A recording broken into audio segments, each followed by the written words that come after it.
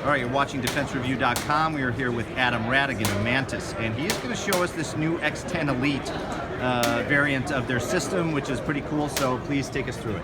The X10 Elite is this guy right here. So in comparison to the original Mantis X, it is smaller, lighter, it's got a higher data rate, so it's got greater accuracy, and it's quick disconnect, so you don't have the cross bolt anymore. In addition to the physical features, we have some additional software capabilities that the X10 will support. So the open training is present in all of the different Mantis X systems, and I'm going to run through this really quick. The Mantis X will track the movement of the gun as you're shooting, and then it will send feedback to the app. So as I take a couple shots here, it's going to give me a score for each of my shots, which will tell me how far I deviated from my point of aim as I press the trigger, and then the red sections show the direction the muzzle moved. If I select the red sections, I can get tips on how to improve my shooting if I have consistency in that one particular area.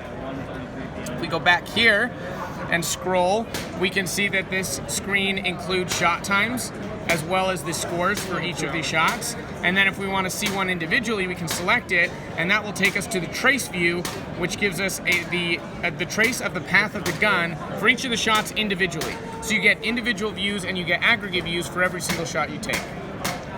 Additionally, the X10 has a new holster draw analysis, and what we're doing here is normally when you train for holster draw, you get the time from the buzzer to the shot. Here you'll see we get 5 different locations, 5 different things that this is measuring. So we get the time from the buzzer until I grip the pistol, from the grip till I pull the pistol out of the holster, from there to horizontal, from horizontal to target, and from target to shot. You do want that one more time? Just sure thing.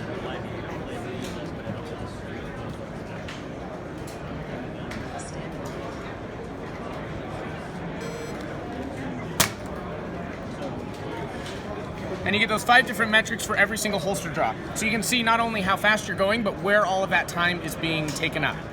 And then the last feature of the X10 currently is the Recoil Meter. And since these are CO2 guns, I can't exactly demonstrate the Recoil Meter, but what I can tell you about it is that whereas before we saw the trace view of the movement of the gun before the shot, now with the Recoil Meter, we're getting a trace view of the movement of the gun after the shot. So we get a trace of the entire gun through recoil, and we get metrics that'll tell us the muzzle rise, the recovery time, the recoil width, and the recoil angle. So now you can look at all the pre-shot movement, and you can look at all the post-shot movement with the X10. Very cool. All right, thank you very much, Adam. Really appreciate it. We're at the Mantis booth at SHOT Show 2020, and you are watching DefenseReview.com.